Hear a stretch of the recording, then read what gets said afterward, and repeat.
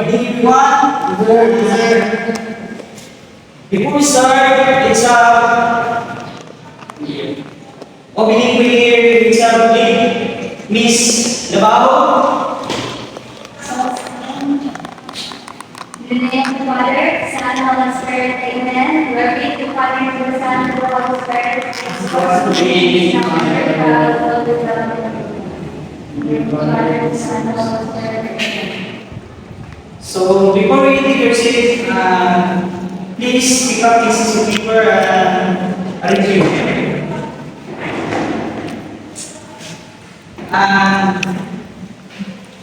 Let's proceed with the last first.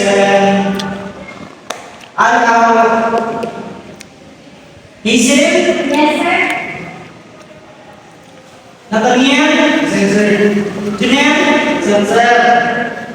Luzano, very good. So that's all your present. And before we start our topic is let's proceed because what we have discussed last meeting. And who discussed our last meeting and who can bring comments? Comments. Miss Labao? A comet is a small object with electrical orbit that has collected ice and toxic dust and other gases like helium, methane, and hydrogen. Very good. So, how about the asteroids? Miss Nathaniel? Asteroid are small bodies that orbit a large object in space. Okay, very good. The last one means what is about nature? A meteor is particle of space dust or rock that passes the Earth's atmosphere in the sky. Meteor shower occur when it passes at the same time. Correct. Now, class, I want you to look at your surrounding. What do you see? The surroundings.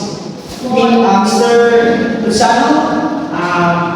There are table, chairs, notebook, and documents. Thank you.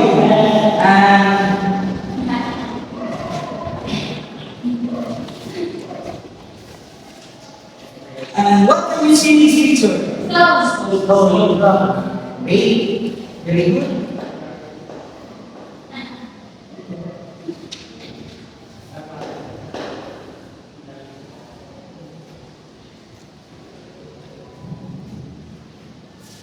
It does it? Yes. So, Miss Labao, when you drop the thing, I will break into pieces. So, No, sir. Because it has a solid property. okay, very good. Miss Labao, what do you see in this picture? It is a water, sir. Very good. And it is liquid. Okay. And it's already about the idea of our topic today, but before we allow me to read objectives for this topic, what can you see, Mr. Janelle? Balloon. Okay, very good. At the end of this one, the learners are expected to differentiate states of matter, solid, liquid, gas, and their prosperities. Demonstrate an appreciation for the importance of understanding the states of matter by thinking. So, let's proceed the lesson proper. Is after representing the video, after representing this topic, this whole pictures is we can have an idea and mass. There are many different substances of type of matter in the universe. There are the three states of matter that's anyone. Oh, you know what are those, Mr. Nathaniel? Yes, sir. Solid, gas, liquid. Yes, sir. Very good. Gas techniques, the volume and shape of of the container gas particles are the part for each other.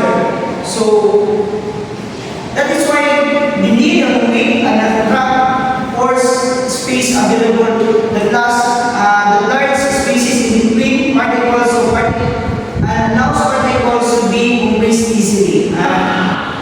There are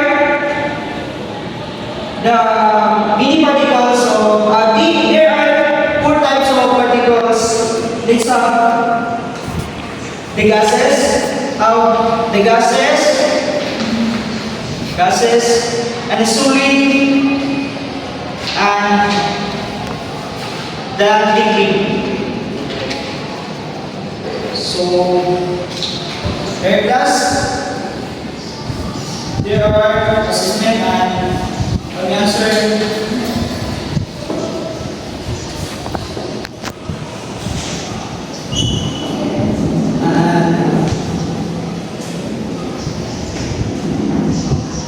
Okay, thank you for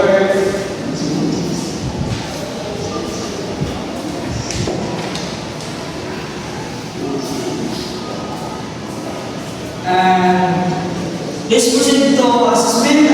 Assignment is what are So, and it's up and let's proceed to assignment. Next meeting will be something that presents solid, liquid, and gas and discuss or present in the front of the class. Okay, thank you everyone. And goodbye class.